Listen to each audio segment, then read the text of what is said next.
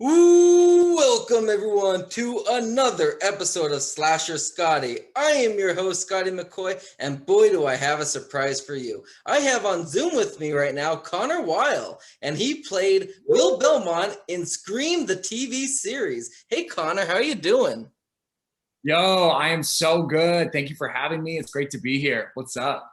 Not much. I'm excited about this interview. Been looking forward to it. Like I said, like before we started recording for since we set it up, so I'm really excited about this. So the first question I got for you, Awesome. It's great to be here. no problem. So the first question I got for you is, how did you get your start into acting? Great question. I got my first ever theater performance play when I was 10 years old. And then after that, I got bit by the bug, right? I had to be on stage all the time, just always on stage in front of people. And at 16, I decided that I had to go pro. It was time. So Nice. my family and I came to Los Angeles for 3 months. And that was 11 years ago. So it's been such a ride. I just can't stay away from it. I love it so much. It's just been my life's dream forever, man. Yeah. Awesome. That's great. So what was your audition like for Scream, the TV series? Oh, it was a crazy experience. I'll break it down real fast. I originally auditioned for the role of Noah, right? So Okay. like kind of the geeky know-it-all. And Nice. I loved the role. I'm always trying to find interesting roles like that. So I go in, I read it, and they on the way out are like, yeah, nice try. Can you go ahead and read for the jock role? His name is Will Belmont. And I was like, yeah, sure, no problem. So I came back in, read for Will. It just clicked so naturally. Mhm. And one thing led to a callback, to a second callback, tested alongside Willa Fitzgerald for MTV, and Right. Dimension everything. And then I lost the part. They came back and said, actually, we need to go ethnic with. Said, hey, fine, go ahead. I totally get it. And then about a month and a half later, I get a third phone call, and they said, just kidding, you got the part. And I was like, Nice. are you serious? Like, don't mess with me. Don't mess with me. And they're like, no, it's for real. You got the part. So That's it was awesome. like, oh, gotcha. It was so crazy. That's awesome. Awesome. So obviously, because it was on MTV, your death scene wasn't shown in graphic details like it would be if it was in a movie. How was the whole setup for the scene done? Wow. That it was actually scary. So they had been toying with how to kill me for a few weeks. Okay. And they would like float things past me. They'd be like, we're thinking about you getting stabbed. And I'd be like, oh, awesome. Okay. And they'd be like, yeah, but we're also thinking about you getting like crushed by something. And I was like, even better, like keep it coming. And finally they settled on, we're gonna literally like cut you in half. And I went, okay, that's too perfect, done. We walk on set, and there's the machine with the blades sitting there, and I went with a chair in front of it, right? So like I go, how is this, guys, how is this going to work? Because that looks a little too realistic for what I think is happening. So yeah, it was gnarly. So basically what they did was they used like a blue screen, right? Like a green screen setup. Right. And the way it spliced together was crazily realistic. But they had me, really freaking out on camera. Cut, I'd step off, and then they literally just brought the arm down on top of the chair, and I was like, right. So, yeah, it was really well executed. I think it looked awesome. That is actually really cool. And I watched the scene before this interview, just prepping, looking at a couple scenes because it's been a while since it's been on MTV. Yeah. So I was trying to refresh my memory with some stuff. And just I seen when I watched your death scene, I'm like, damn, I don't remember Willa Fitzgerald played Emma. I don't remember her getting like all splattered. That must have been hell to get off. It was hell for her. I felt so bad. It was basically a large PVC cannon, Oh, okay, like this thick with a big air compressor, and she just had to stand there and get blasted with all of this like goo and oh, fake blood. Handled it like a champ, but as soon as she was damn. done and they cut, like 6 people were on top of her, just like wiping her off, and like, oh, it was so epic. Oh, That's awesome though. It really is. I'm an indie filmmaker myself. Like I do like low budget horror films and that. And the best part is just doing the death scenes. I think I'm better dying on camera than I am dialogue delivery. that's so funny. You know what's funny? I have died in probably 95% of the projects that I've ever done. Literally. Even I've done a lot of Disney Channel too. And even when I'm on Disney Channel, where you're not allowed to die, right? Because Right. it's a kid show. I still end up in the hospital. I end up like knocked out all the time. I'm just like, so my joke is like, I get a script and I'm like, do I die? Oh, I do? Great. Then That's I'm so probably good. gonna get it. And on a side note, I don't have this as one of my questions, but on a side note, I am a fan of Days of Our Lives. And for those that are Days of Our Lives fans, you were on there as Mark McNair. I think you were on 4 episodes, 5 episodes, something like that. Nailed And it. I remember you were on there, and I was like, that's right, he played Mark. That's awesome. And I just, right before this interview, I just finished today's episode of Days. Oh, nice. I love it. I love Days of Our Lives. Nice. Like I've been trying to get on the show for so long, and so when they cast me as Mark McNair, I could not be more thrilled. That's awesome. The cast was so incredible, That's and awesome. everyone was really welcoming, really professional. We had so much fun. Again, I got beat up, like it was just like such a blast. That's Yeah, awesome. I really have such respect for those actors. They're the real deal. That's So awesome. So the next question I got for you, so did you know that you were going to be killed off when you were casted, or how long did it into filming did you find out that you were going to be killed? excellent question. I totally did not know that I was going to die. And it was right before the we got the script for the sixth episode. I died seventh. I got a call from the showrunner, Jill Bloderville, who is absolutely an amazing writer and showrunner. She just absolutely killed it, pun intended. She gave me a call and goes, "Hey, have you read episode 6 yet?" And I was like, "Oh, I was just sitting down to." And she goes, "Okay, well, it's gonna look like you die at the end of episode 6. You do, but you do die at the end of episode 7. Okay, love you, bye." And that was it.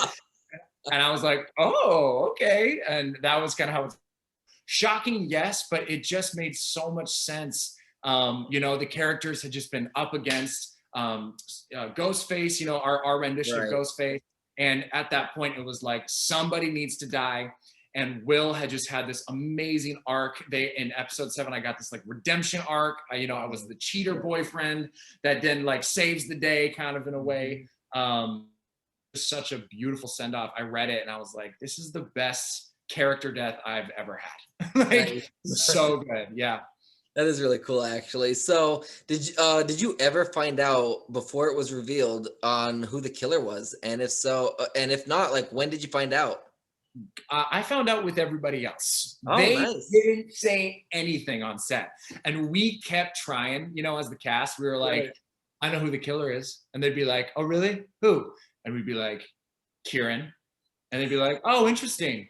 We'd be like, just tell us. Come on, we're on the cat, right? Like, let us know. And they're like, no, you're just gonna have to find Right. out. The funny thing is, Kieran was a killer, just not revealed till season 2. It's right. And so we literally, it was a roller coaster for us as the cast. Right. We got to kind of find out with you. They just kept it so close to the chest. It was so funny. So did Amelia know she was even going to be revealed as the killer, or did she have to wait until the script came in? You know what? I forgot to ask her. I feel like they let her know like an episode or 2 before. Yeah. Like it wasn't at the beginning. Yeah, Yeah. and she wasn't at the beginning. It was just like, yeah, you do start to play scenes more killer-esque, so it makes sense. And she couldn't tell any of us. They swore her to secrecy. Yeah. So we were like, yeah, She probably had to fill out so many NDA clauses and everything. It was ridiculous. Absolutely. It was so much fun. So fun. So, what was your most memorable moment while filming Scream? Ooh, that is a great, great question. Man, I have to say that I really loved working with everybody. Like we had so much time with so many cool different directors to really break down scenes and find our character, right? So it sounds very cliche, but I really enjoyed working with Tom Madden, who our characters were together a lot, right? Will and Jake. And he just had this energy that was like so open and free that we would, we get the shot in like 2 or 3 takes, but Right. we just got to play for 5 or 6 or 7 more. And we kept finding these moments with our characters. We had and just the chemistry was so alive with this cast. It was magic. That's awesome. That's really cool. So, what was the most suspenseful or scary scene that you filmed for Scream? Oh my God. Oh, okay. Yep. Right off the bat. There's the scene where Will gets like dragged away by the killer, and they're in that like a warehouse. Okay. That was a real abandoned warehouse that they found off some interstate in Louisiana, and they were like, okay, so in the shot, we're going to be following you with the steady cam. You're just going to walk straight in that pitch black room alone, and you're going to go like see who's back there. And I was like, what? It was actually terrifying. It was like this old abandoned car, mechanic shop. And I was like, there's actual ghosts in there. I'm 100% convinced. Don't make me go back there. It was like actually scary. Yeah. Nice. I wonder if they have to get permission to film in one of those abandoned warehouses. I'm guessing maybe the property owners, like the landowners. Yeah, either property owners or with the city, you just got to be like, Yeah. hey, I know the building for rent. We're just gonna go use it. But you think they like open the doors or something? No, they're like, no, it's pitch black. Go ahead, just run in there and see what's up. And I was like, you first, man. Come on. That's awesome. So your character obviously is a basketball player, the jock. Do you personally play basketball?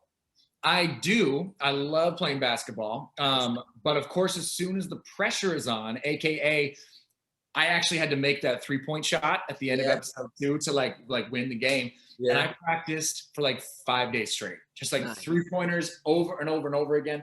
And we didn't that scene until literally like 4 or 5 in the morning at this like high school. And so I was exhausted. We were all tired. We had the choreography down, and I kept making jokes all day. Like, I got to make that shot. I got to make the shot. And everybody was like, you're going to make it. You're totally going to make it. It took me like 7 or 8 takes to finally get the shot. And it was just like the pressure kept building. And I was like, this is the last 4, come on. But I finally sunk it, and it was like a party. We like, finally when I did it, there was no acting. We were like, what? Just like scooping up. It was great. So excited after that, and it just played off right on TV. It did. It was like, just keep the cameras rolling. We're all freaking out. Go ahead. So how did you adapt your playing strategy of basketball into your scenes? Oh, that is a great question. I actually took that as like, basketball is very strategy forward, right? Mm-hmm. Like it is very much a chess game. So as we kind of dove into the scene work of like, who's the killer? There's something going on. My character cheated. Like, we have to figure this out. I totally took it as like, yes, I play the jock, but Will was so much more than just like, I'm the jock going on a scholarship. He was like, I have to work to make this scholarship. I have to put myself forward to get there. And I try to throw that so hard in my scene work with with Emma, with my friends, with like, guys, you cannot think I'm the killer, because I'm trying to dig my way out of the hole here. And I hope that made his death so much more tragic, which is like, wanted to get out. He wanted to go to college to be a good guy. Right. And that's over. Yeah. Exactly. And the thing is, like, that's the best part about this being Scream, the TV series, over Scream, a movie, because you have episodes and each of them are like an hour long each. So you have character development that you can give all these characters their development and their redemption story and all that. And you don't have to fit it into just a 2-hour movie. You can fit it over the course of an entire season. It's so true. I think it's the best treatment that they could have given the Scream franchise. The movies were so beyond epic, and we know that they're incredible. But to give it a series where we could do exactly that and just stretch and let it happen. Oh my gosh, it was a dream come true. Yeah, absolutely. And I know that like Scream 5 is actually I think they're filming now, if I'm not mistaken. I think it's supposed to be released next January, which is pretty exciting. So cool. I'm so excited for them. They deserve to have another. We can't get tired of it, right? It's like the John Wick movies. We're like, we're not tired of it. Keep it coming, please. Those are the movies that keep giving me heart attacks, or even the show itself. Like, who's the killer already? And that's what I love the TV series. I really love the TV series, but I hate it at the same time, because it's like, I can't wait 2 hours to see who the killer is. I have to wait all these weeks and months. That's it. That's especially with streaming now, where it's like, I should be able to binge this. Come on. I'm 10 hours today. Right. It's me. It's good for people now because it's on Netflix, so they could binge it all on Netflix if they haven't seen it, which, I mean, most people have seen it, I would assume, but it's really it's that good that, like, I mean, I couldn't wait till the next one. It's like that amazing. I love it. I'm so glad that you liked it. We had so much fun filming it. And we just hoped that everybody like saw the love that we dumped into it, because we really tried to be very, very careful with it because it has such an establishment, right? Like we took it in our own direction. People were kind of like iffy about the ghost, the new way we went with Ghostface. But we were like, we want it to be our own thing, but we do want to pay homage, So I'm glad it translated. Awesome. So what was the chemistry like on set between yourself and the other actors? The chemistry was fire. Like literally so for the final callback, I tested with Willa Fitzgerald, who played Emma, and immediately it was like, oh yeah, like our characters, our chemistry is like great. Me and Tommy, who played Jake, was absolutely like, our friendship just exploded. Even though like I loved hanging out with Johnny Carna, who played Noah, right? Even though we were supposed to be like not in the same crew, our chemistry was like fire. Me and Amadeus, who played Kieran, right? Like we were supposed to be rivals, but they'd yell cut. We just like bro hug and like, dude, that was so much fun. Like we could not get enough of like each other. So whenever we had to like get in fights or anything like that, I was like, oh, all right. I don't like this, but I'm fine. And it's good because like obviously it's good to have a family, especially on a TV set. It makes the on-screen chemistry for the scenes that you do, obviously the people you like on screen, it makes it come more realistic. And it shows off on the screen. Like you could tell that you and Willa Fitzgerald had a good chemistry on set. And then like obviously when you had to do the cheating part, it's like, oh, like really, like he had to do this to her, what? And then she ended up going for Kieran, which brings me to my next question. Do you think if Will could do one thing in his relationship with Emma, that would probably be the reason that she would not have left him for Kieran? What do you think Will would have done differently? Besides not cheat. Besides not cheat. As it went, it was so interesting because as Connor, I looked at it and I was like, dude, if you want her back, you gotta fight for her. Like, don't just sit back and sulk, right? Yep. And I feel like Will's realization was he missed her and he wanted her so bad. But I think his circumstances was kind of like, I can't fight for you if you can't have me back. I have plans. I want to go to college. I want to make my life thing. And I think he also had a little bit of self-pity. Let's be real, right? Like he wanted to do these things. So as Connor, I told him, I was like, dude, go fight for her. Go get her back. But it was just showed kind of the growth of Will, right? Like he needed to kind of put himself aside. And then in the end, he got his like, I'm here to fight for you. I'm here to fight for you. Awesome. And then he died. That's what makes it tragic, right? And the worst part of it is he didn't just die. He literally died right in front of Emma, literally in front of Emma. Like as she's like, I think I'm going to choose you. Boom. Right. And to make matters worse, she technically killed Will because she tripped on that wire. That was the ultimate psychological thing, right? This whole series, our goal was to psychologically mess with you, right? Even back in the 90s with the original Scream thing, we didn't have cell phones yet. We didn't have social media. Right. So it was very easy to like, my phone doesn't work. In this, we were like, we wanted to take place in everywhere America, right? Our sets were very specific to like, this could be your hometown.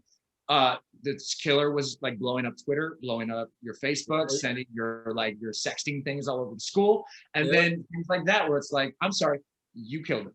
It really got into everybody's like psyche. It gave everybody the shivers. That was our goal. Awesome. So then the bounce off of the Will, the Emma cheating on Will thing. And do you know, the Will cheating on Emma thing, do you know if Will ever thought he'd have competition for Emma? I don't think he did. Exactly. He thought they were like the Archie and right. Like he thought he was like good old homeboy. Right. And I think he didn't know how to handle the competition. Right. And he didn't know like, hey man, you have to step up. You have to go fight for her. He didn't know. So he kind of fell back and fell on his laurels and was like, she should like me. Right. Like, he had some learning to do. Exactly. So did you ever think that there was a possibility you were the killer of the series? Yes, I totally thought so in the first couple episodes. Okay. I was convinced, actually, I was pretty convinced. I was like, I think that I'm doing this. I think I'm upset. I think I feel like underprivileged. I think I'm going to come and do this. And as the episodes went, I was like, I don't think I'm the killer anymore. I think I'm the guy trying to make things right. And so I played it that way. I played it very, very earnest. And I wanted to be the killer. Let's put it that way. That would have been awesome. Yep. But, exactly. The best part is that, like, I mean, when you're the kid, obviously when you're the killer, you're pretty much 9 times out of 10 listed as a ghost or a flashback, not returning, because you're gonna get killed. The killer's gonna get, killed by the final girl. So obviously you weren't the killer. You still got killed because there's obviously those other victims, but it's the suspense that leads up to it. And ultimately, of course, Emma survived, and then we had others survive, like we had Carlson Brooke. She survived, Noah survived, and I believe Jake survived because he died in, I think, was it episode 1 or 2 of the second one. Correct. Yeah. Did you watch season 2? Yes, I did. I was following along with everybody on the hoops and turns, and shout out to Carlson and Bex, who I haven't even mentioned yet, unfortunately. Like, they were such they brought such amazing, like Carlson playing the snotty girl at the beginning that then morphs into this like caring, loving person. Amazing. And Bex just bringing like the misunderstood, lesbian character who then like takes over at the end, like kicks ass. Like the girl power in this show was so incredible without it being so much in your face that you're like, okay, we get it. Like, it was like, I'm sorry, like the females have this down. It was so cool.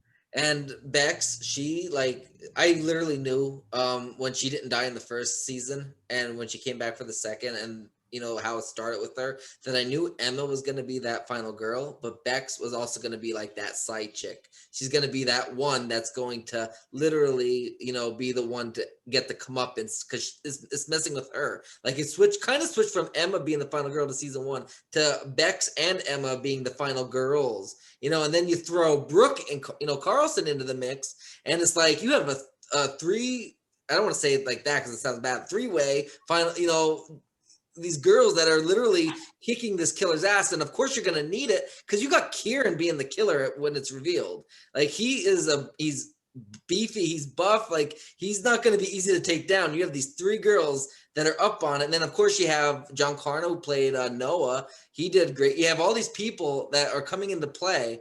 And I mean, you can't kill them all off because you need, if you want to, extend the series, you need to keep some of the actors that were in the previous seasons into it. Now, do you know if there was an end goal for the Brandon James story? Because obviously we were going to get that, but then season 3 switched to a whole new story arc. Whole new thing.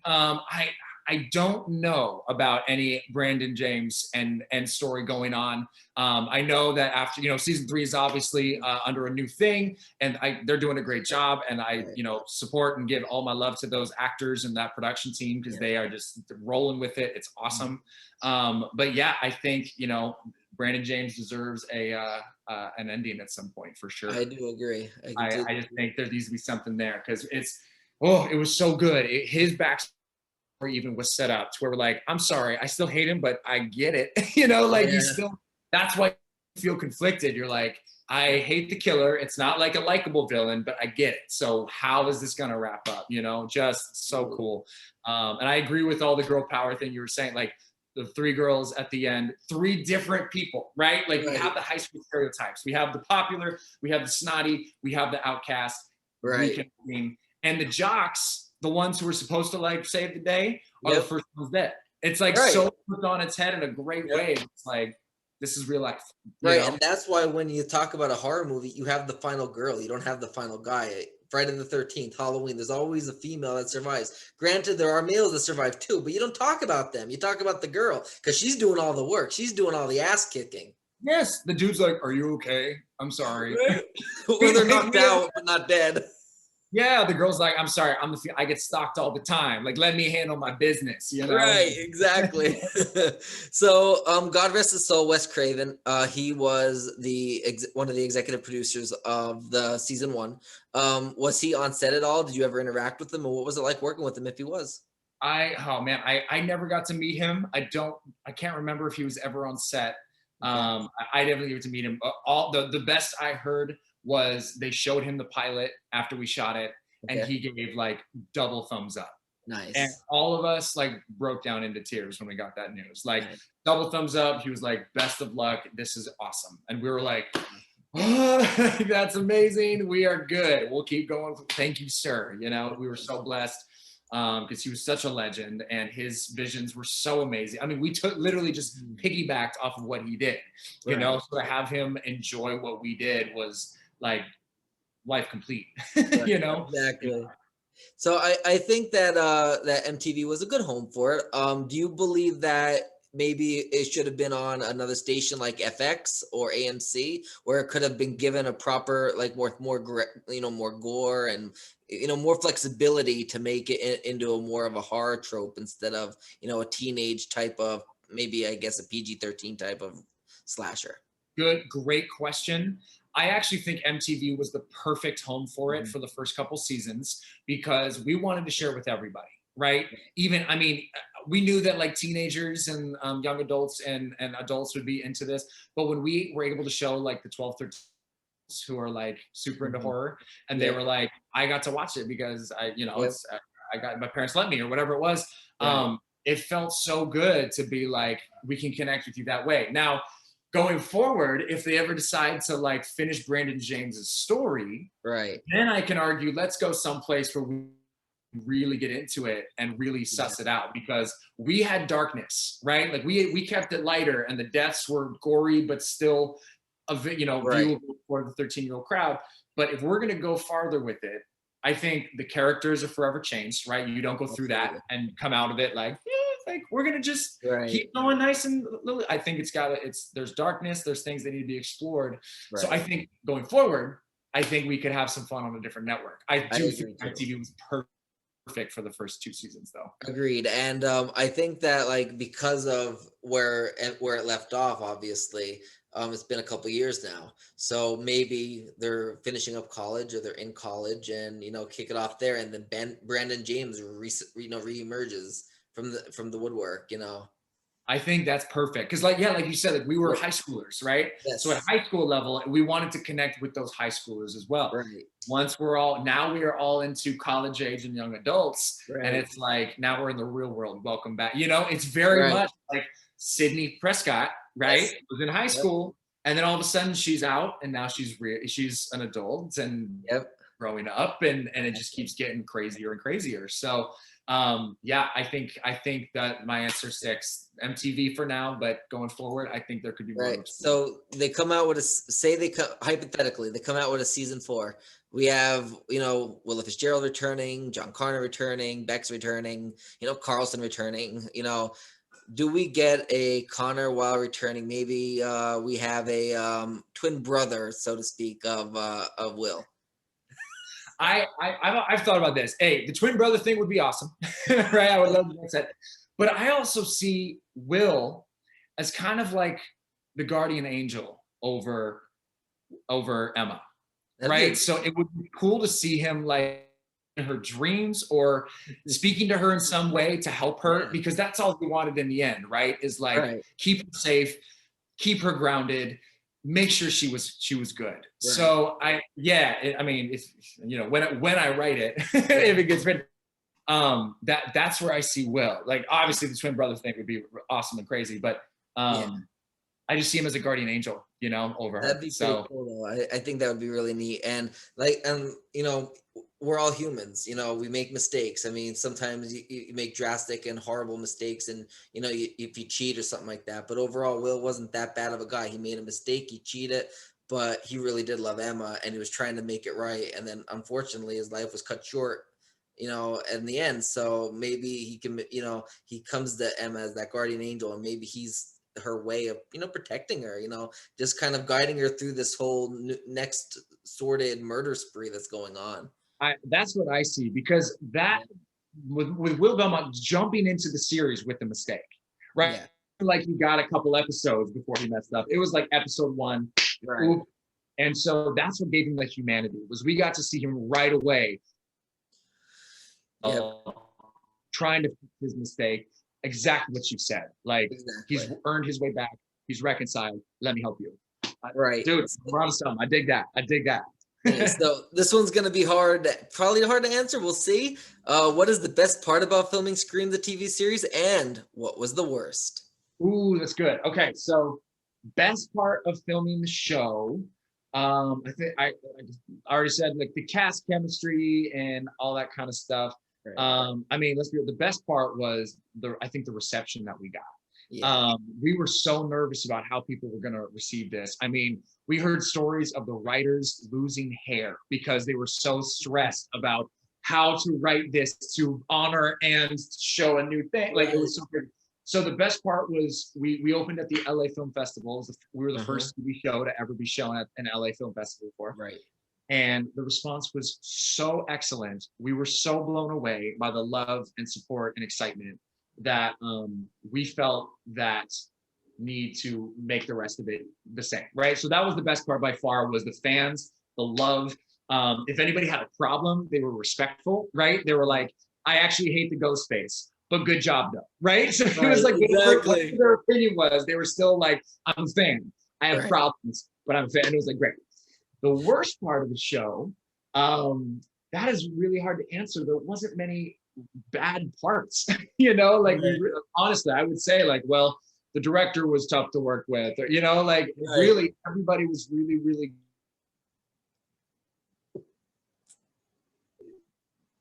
Whoop, think I lost you. Okay, I'll just come up with something so you have something. Okay. I wish, oh, am I back? Yep, you're back. Am I here? Yep, you're perfect. Here. Okay, so the one thing that I'll say is that the writing team was in Los Angeles and we were in Baton Rouge, Louisiana. Okay. So if I had to be really nitpicky and be like a spoiled actor, I would say like, oh, I wish the writing team could be with us in person at the time so we could like discuss things and do some table reads and all this stuff. Right. But we were on such a tight schedule that they like had to write it, send it, and that was it. So like we handled it. We did a great, I really feel great with we got to really connect with directors that we worked with who were incredible, work with the producers who had great ideas. Right. And then the writer, we literally like your phone would ring on set. And you're like, I'm about to, oh, it's the writer. Like, yeah. They'd be like, okay, so for this next scene, make sure that and you're like, oh, totally. Yeah. It was just like, right. So you could tell they had the pressure on them. You wanted them to just feel calm that we had it. But that's my one thing that just to give you something to, for that. Exactly. So let's see. Let me see. What was your inspiration in making the character of Will come to life? Did you do anything specific to make the character your own? And if so, what was it? Man, that's really funny. Will Belmont was basically me in high school. That was the easiest thing about Will, is I was starting to do some character prep and I read through the scripts and I went, if I was a jock in high school, this is what I would be. I didn't fit in anywhere into one specific group. I played sports, but I didn't hang out with the jocks at lunch. You know, I was trying. So the struggle that Will had of like, I'm a basketball player, but I'm not a typical jock. I love my girlfriend. I want to be friends with people.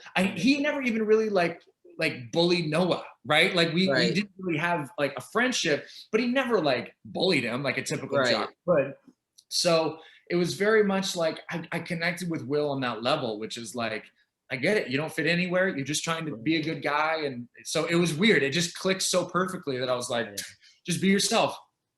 That's literally what you have to work at. So exactly. Is that everything? I think I have one more question, it looks like. Yes. So the last question I got for you is, do you have any other projects that you would like to promote to the listening and viewing audience? And also any social media accounts or websites that you'd like to promote? Oh, sure. I appreciate it very much. Hit me up on Instagram at Connor Weil. Same at Twitter at Connor Weil. Very straightforward. Awesome. I was able to get those easy tags or those easy handles. I appreciate that. I do have a project in the works that I'm very excited about. We're still in pre-production on it. It's a movie called Mission Street. And it's completely different from Will and completely different from anything I've done before. It is a hip hop dance movie. I play like a street performer in San Francisco where the movie takes place. And it is about like dance crews up against each other. It is going to be so fun. The script is magical. And we're still trying to, obviously we got pushed with everything going on in the world right now, but we're going to get back into it soon. And it is going to be a blast. I've been doing my hip hop training sing. You're going to see me dance. What? And just be more of like a kind of a hustler, kind of like street kid of myself. So that's. I might interrupt you for a second. Are you a dancer? I am a beginner hip hop dancer. Yes. Okay. So I got some work to do, but it'll get there. Sounds good. Well, thank you so much for joining me. I'm not sure if I'm following you. I might be. If I'm not, I will follow you. Follow me back. That would be great. Definitely keep in touch. I would love to keep in touch with everything you're going for, and I can promote anything that you're going through. Slasher Scotty channels are relatively new. I have a couple thousand though on my personal and my production company ones, but Awesome. I'll give you I a will follow. totally follow you, but absolutely, Awesome. man. Let's stay in touch. This is awesome. Thank you so much. I truly appreciate it. Before I let you go, just want to let everybody know that if you're watching this, obviously on YouTube, give me a subscription, Slasher Scotty YouTube channel. And then, like the video if you like the interview, and of course, comment. And also, you can, if you're listening on Apple Podcasts, Google Podcasts, Spotify, Castbox, OpenBox, Verbal, Breaker, Anchor, and all the other podcasting platforms, please rate me, give me a 5-star review, and do whatever you can to promote this interview. And thank you again, Connor. I truly appreciate it. It's been an honor to interview you. Back at you. Thank you for the questions. Thank you for the support. I love it. Thank you. Thank you. You have a good rest of your night. All right. Bye.